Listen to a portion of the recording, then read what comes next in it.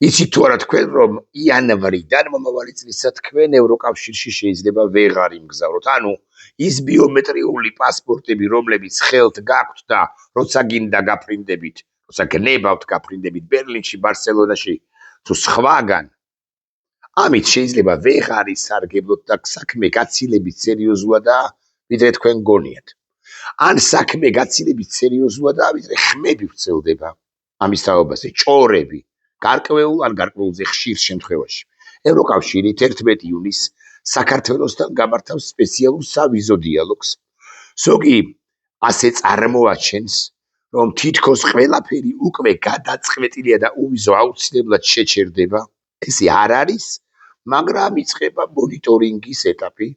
მონიტორინგის ეტაპი საკმაოდ მძიმე იქნება, მძიმე ტესტი იქნება. საქართველოსთვის მთლიანად როგორც ქვეყნისათვის და ქართული საზოგადოებისათვის რასაკვირველია საქართველოს დე-ფაქტო ხელისუფლებისათვის რომ ვიცოდეთ მაინც სინამდვილეში ასე ხდება საქართველო არის იმ ქვეყნების სიაში რომლებსაც აქვთ მიმოსვლა უვიზო ევროპასთან ანუ შენგენის წევრ სახელმწიფოებთან მაგრამ ეს პრივილეგია არ არის რომ ვიცოდეთ საბუდამო და ეს პრივილეგია არ არის ავტომატური ამასაც გეტყვით ევროკავშირი პერიოდულად ამოწმებს რამდენად პირველი კონტროლდება მიგრაცია და ჩვენგან ძალიან დიდი რაოდენობის მოქალაქე და იმიტომ რომ უპერსპექტივო ქვეყანაა და ბიზნა ივანიშვილმა შექმნა პერსპექტივისაგან გამოშიგნული პერსპექტივისაგან დაცლილი ქვეყანა ბევრი და ბევრი მოქალაქე მიდის ესპანეთში, იტალიაში, გერმანიაში, საბერძნეთში, სადა არა ევროკავშირში, იმიტომ რომ ამერიკაში ვეღარ მიდიან ფაქტია, ყოველ შემთხვევაში უჭირთ, მექსიკიდან ვეღარ გადადიან მოქალაქეები, ხოლო ამერიკაში უშუალოდ ამერიკაში შესვლა კი ძალიან რთულია სავიზო პროცედურების გავლის შემდეგ $15,000 გაყინული იმასაც არ მოგცემენ ვიზასაც მაღალი ალბათობით და ასე შემდეგ და ასე შემდეგ ამიტომ ევროკავშირი უჯობთ მოცემულ ეტაპზე და იცით თქვენ რომ ზუსტი რაოდენობა არ მახსოვს მაგრამ 100 რაღაცა 1000 თუ 26,000 მოქალაქე გავიდა მარტო გასულ წელს შესაძლოა რაოდენობა მეშლივა მაგრამ ამას არ აქვს პრინციპული მნიშვნელობა ყველამ ვიცით რომ ბევრი მოქალაქეა გასული რამდენად კონტროლდება მიგრაცია ეს არის პირველი ამბავი ხომ არ იზრდება უკანონო დარჩენის შემთხვევები ერთია მოკლედ წავიდა და ჩაბარდა და მეორეა წავიდა რომ არ ჩაბარდა და უკანონო დარჩა და ეს პროცენტული მაჩვენებელი არ უნდა იყოს რაღაცაზე მეტი არ მინდა შემიშალოს და 6%-ზე წასულთა 6%-ზე მეტი და საკმაოდ დიდი რაოდენობაა ეს და არის თუ არა ამის მონიტორინგს მოახდენს ევროკავშირი უკვე მომავალში 11 ივნისს რომ შეიკრიბებიან და საქართველოსთან დაკავშირებით იმსჯელებენ ხომ არ იზრდება უკანონო დარჩენის შემთხვევები როგორ მუშაობს საბუთების უსაფრთხოება როგორც ასეთი და ზოგადად რამდენად სრულდება შეთანხმების წესები საქართველოსა და შენგენის წევრ სახელმწიფოებს ან თუნდაც ასე ვიტყვი საქართველოსა და ევროკავშირს შორის ეს სერიოზული ამბავია და პრობლემა ევროკავშირელებმა დაინახეს რომ სერიოზული პრობლემა შეიძლება არსებობდეს და ამიტომაც იწყებენ ფორმალისტური თვალსაზრისით ყოველ შემთხვევაში ამ პოლიტიკურ განხილვას. თუმცა ახლა გვაქვს რეალურად სამი ეტაპი. პირველი ივნისის შეხვედრა 11 ივნისს აკითხავთ რომ შეიკრიბებიან და დაისმება ამ შეხვედრაზე კითხვები. მეორე დეკემბრის ანგარიში, აი ამ შეხვედრის შემდეგ უკვე დეკემბერში წლის ბოლოს გამოქვეყნდება ანგარიში, სადაც ევროკომისია ყველაფერს შეაფასებს ზემოხსენებულს და აგრეთვე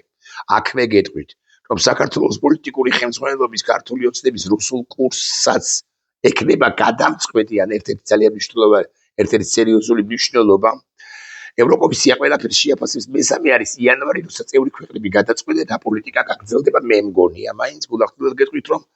შეიძლება სულაც არ შეგვიჩერონ მაინც და მაინც იმ იანვარში მომავალი წლისა, თუმცა იმასაც გეტყვით, რომ გამორიცხული არც ეს არ არის გააჩნია ამ ხნის განმავლობაში საქართველოს დე-ფაქტო ხელისუფლება როგორ იმოქმედებს, როგორ შეცვლის და აქ ამერიკელები უნდა გავიხსენო. ამერიკელები ეუბნებიან საქართველოს ხელისუფლებას ტრაექტორია შეცვალეო, ანუ ევროკავშირისკენ წადიო, როგორც კი საქართველოს ხელისუფლება მიიღებს გადაწყვეტილებას ტრაექტორიის შეცვლის, ცვლილების, ქცევის გამოსწორების თაობაზე, ევროკავშირი 11 ივნისს ჩაატარებს ხდომას გადაარა, ანგარიში იქნება თვის ბოლოს, კი არა წლის ბოლოს გადაარა, მაგრამ მომავალი წლის იანვარში უარყოფით გადაწყვეტილებას საქართველოსთან დაკავშირებით, საქართველოს მოქალაქეებთან დაკავშირებით არ მიიღებენ. ახლა მე გეკითხებით, პაპუაშვილმა თუ კობახიძემ ზოგადად ივანიშვილის ფრთების მოქცეულებმა უნდა შეცვალონ თუ რა ტრაექტორია იმისთვის რომ სტუდენტები წავიდნენ უცხოეთში და ის გააგრძელონ სწავლა იმისთვის რომ ჯანმრთელობაში შერყეულები წავიდნენ ევროპაში და იქ გააგრძელონ კურნალობა იმისთვის რომ კვალიფიკაცია აიმაღლონ ცალკეულმა პირებმა სხვა თუ არაფერი სამოგზაუროდ უნდა წახვიდეთ თუ არა თქვენ რომლებსაც ასე გიყვართ ბერლინები ბარსელონები მადრიდები ქუთაისიდან არ მინდა შემეშალოს დაახლოებით 20 ქალაქში 25 ქალაქში მაინც დაფრინავს მილანში რომში იტალიაში მე მგონი ნეაპოლში შესაძლოა ვწდები მიუნხენში ბერლინში საბერძნეთის ათენის გარდა კიდევ 2 ქალაქში თუ არ ვწდები ბუდაპეშტში ვენაში პრაღაში და მაგას ბარსელონაში მადრიდში ეს ქუთაისიდან თბილისიდანაც დაფრინავს აქ აი კრეისები მარტო აზიმუტები ხო არ დაფრინავს თავისი გზავრებით რომელთა შესახებაც როგორც წარმოითქმის როგორც გამოითქმის უბრალოდ აღარ ვიტყვი თქვენის ნებართვით მოკლედ 2 დეკემბრის ანგარიშია და საქართველოს ხელისუფლება ქცევას შეცვლის თუ არა ჩვენ დაგვიტოვებენ ვიზო რეჟიმს 100%-იანი თუ ქცევას არ შეცვლის და ტრაექტორია სამ შემთხვევაში გარკვეული ალბათობით ჩამოგვარდება რომ ვიცოდეთ მაინც ეს არის პროცესი არის ეს არ გადაწყდება ერთ დღეში მაგრამ ის რომ ევროპელებს გაუჩნდათ ცალკეულ ევროპელებს გაუჩნდათ პრინციპში ჩვენთვის უვიზო მოქალაქეებისათვის რიგითი მოქალაქეებისათვის უვიზო რეჟიმის ჩამორთმევის ან შეჩერების უფრო ზუსტი რომ იყო იდეა და ეს ევროპაში უფრო ხმამაღლა ისმის ამის თაობაზე ეს უკვე თავისთავად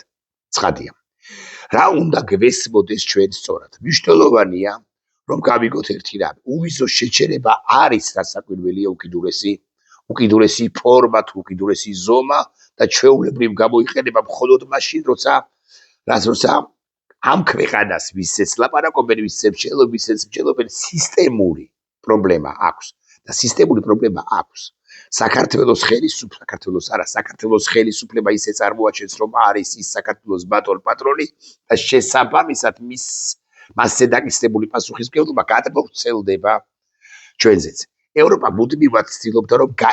ეხლა ცდილობს რომ გამიჯნოს ქართული სახელმწიფო საქართველოს დე-ფაქტო ხელისუფლებისაგან აქ ამიტომაც დაუწესა ამ უკანასკნელებს შემდეგი რეგულაციები შემდეგი სანქციები თქვენ ვერ იმგზავრებთ თქვენი დიპლომატიური პასპორტებით თუ გინდათ შემოდით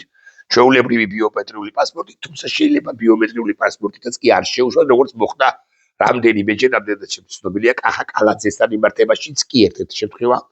ახლახან ცოტა ხნის წინ როცა ის ჩემპიონთა ლიგის ფინალზე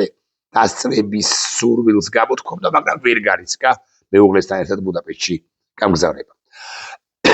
დღეს საუბარი უფრო არის ევროპის მხრიდან ზეწოლას ახდენს რომ ევროპა ამ ფორმით საქართველოს ხელისუფლებას რომ ამოკრაცება შეცვალოს ზნე და შეცვალოს კურსი და ეს არის მაინც ერთგვარი სიგნალები მქარათ უგდებათ ესე ვიტყვი მე მესმის რომ ყობახიძის ვერ შეაშინებენ და ყობახიძის არაფრის არ ეშინია მაგრამ შეცვალეთ კურსი ტრაექტორია ასეთი სიგნალი ამ სიტყვას არ ხმარობენ მაგრამ ისმის ბრიუსელიდანაც ამ ეტაპზე საქართველოს არის მონიტორინგის პროცესში ესეც უნდა ვთქვათ და ყველაფერი ან ბევრი რამ დამოკიდებულია იმაზე როგორ ჩააბარებს საქართველოს ამ გამოჩნდას იმ კრიტერიუმების მიხედვით რომლებიც ჩამოგისახელეთ მათ შორის უკანონო მიგრაცია თავშესაფრის ბაზირებელთა რაოდენობა და ასე შემდეგ დოკუმენტების ვალიდურობა და ეს მონიტორინგი არ არის საშიში არის თავად კითხვა რომელიც ბუნებრივად ისმის დღეს რომს გადავრჩეთ თუ ქართული ოცნება დარჩება ხელისუფლებაში და ამდენად ბევრი მოქალაქე დატოვებს ქვეყანას სწორედ იმიტომ რომ ქართული ოცნების პირობებში პერსპექტივას ვერ ხედავენ ადამიანები ხომ არ გაიზრდება ემიგრაცია ანუ ხომ არ წავლენ ადამიანები ყველანი თუ არა ბევრი ან უფრო მეტი თუ შარშან თუ 2 წლის განმავლობაში 800 რაღაც 1000 მერე 3 თვეში ერთხელ ხო არ იქნება 200 რაღაც 1000 ან 27000 ან 87000 ან 99000 მეტი რა და იქიდან შესაბამისად მეტი თუ იქნება მეტი დარჩება და მეტი დარჩება დარჩენილთაგან მეტი იქნება თავშესაფრის მაძიებელი ან საერთოდაც უკანონოდ დარჩენილი ხვალ რას იზამენ ევროპელები ეს უფრო მნიშვნელოვანია და საქართველოს ხელისუფლება თუ ასე იმოქმედებს იქნება ანტიდასავლური ანტიუკრაინული და ასე შემდეგ გაწყვეტს რომ პოლიტიკური გადაწყვეტილების მიღება გაუჭირდებათ ევროპელებს მაგრამ მიიღებენ ამ გადაწყვეტილებას მოკლედ დეკემბრის ანგარიში როგორ შეფასდება ეს მნიშვნელოვანია რომ ვიცოდეთ მაინც ახლა მე დავსვამ კითხვას თქვენთვის თქვენი ნაცსავს ჯანმრთელობის გაუმჯობესება სჭირდება თუ არა ბერლინში თუ ვენაში როცა ფინანსები გეკნებათ რომ გქონდეთ ფინანსები კობახიძე ამბობს რომ წადით სტამბულშიო ეს აქ ოდესღაც დათქვამი არა მე მინდა რომ ჩემი ჯანმრთელობის მდგომარეობა გაუმჯობესდეს ვენაში ან გაუმჯობესდეს ბერლინში რატომ არა მაქვს ამის უფლება იმიტომ რომ კობახიძეს არ ვიცი და მაჭარაშვილს გურამ მაჭარაშვილი ქვია ხო გათხოვებისა ეშინია და აი ამ საკუთარ კომპლექსებს მაჭარაშვილს რასვერჩი ბიზინა ივანიშვილმა გადაგვაყოლა თქვენ შვილს თუ აქ რომის უნივერსიტეტში ჩაბარების შესაძლებლობა იცით თუ არა რომ გაუჭირდება თუ სავიზო რეჟიმს დააწესებს ევროკავშირი გარკვეული აღადგენს ანუ შეგვიჩერებს ამოვიზო შესაძლებლობას იცით თუ არა რომში ვერ მოხდება ან ძნელად თუ მოხდება იცით თუ არა რომ თქვენ მოგთხოვეთ ფულის დადებას საქართველოს წინასწარ ანგარიშზე ფულის დადებას და გაყინვას თუ საქართველოს ხელისუფლება დასცილდება და დასცილდება ევროკავშირს თქვენ თუ გინდათ ბარსელონაში საგრადა ლა ფამილიას ნახვა მაგალითად ან პიკასოს მუზეუმის ნახვა რატომ არ უნდა გქონდეთ ამის შესაძლებლობა თუ გაქვთ ფული რომ წახვიდეთ უვიზოთ და არიდგეთ რომელიმე ქვეყნის საკონსულოში ვიზის მოლოდინი შეგრა მაგის პასუხია ვიზებს ესე მარტივად ვერ აიღებთ როგორც პაპუაშვილი თუ კობახიძე გპირდება ვიზის აღებისათვის გადაცხადის შევსებიდან 3-4 თვე მინიმუმ და უარყოფითი მინიმუმ გჭირდება და უარყოფითი პასუხის ალბათობა საკმაოდ მაღალი იქნება რიგები დადგება საკონსულოებში და ბიურბერც მოასწრებენ მათ შორის ტექნოლოგიურადაც ვერ მოასწრებენ ის საკონსულოები რომლებიც გადაეჩვივდნენ და გაიტანეს შესაბამისი აპარატურაც და შესაბამისი კვალიფიკაციის სპეციალისტების აღარ მუშაობენ ამა თუ იმ ქვეყნის საელჩოში იმიტომ საკონსულოში იმიტომ რომ ყველა მიცოდა და ვიცით ამ დღემდე რომ საკონსულოს რომ ჩვენ უვიზო რეჟიმით ვსარგებლობთ ვიღას ახალ სჭირდებოდა აი სომხეთში მაგალითად დღემდე სჭირდებათ და საქართველოში არა ხო სომხეთზე გამახსენდა სომხეთი ამასობაში უვიზო რეჟიმის შესაძლებლობად ისარგებლებს რომ ვიცოდეთ მაინც ამიტომ ასე შესახედი ეს ამბავი არა უშავს კაცო გაივლის ჩვენ მაინც არ დავკარგავთ ჩვენს საწყლები არ დავკარგავთ ჩვენს იდენტობას რომელიც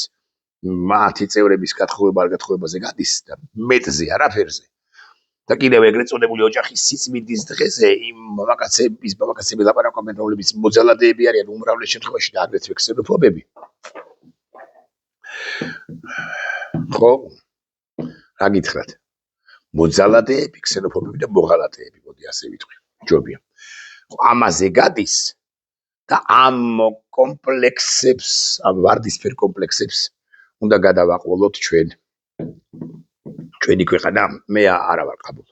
მე არა ვარ თანახმა თუმცა დავაკვირდეთ პროცესებს 11 ივნისი მნიშვნელოვანი დღეა წლევანდელი წლის ბოლო მნიშვნელოვანი თარიღია და მომავალი წლის იანვარი კიდე რამ უნდა ვიყონოთ ნახვამდის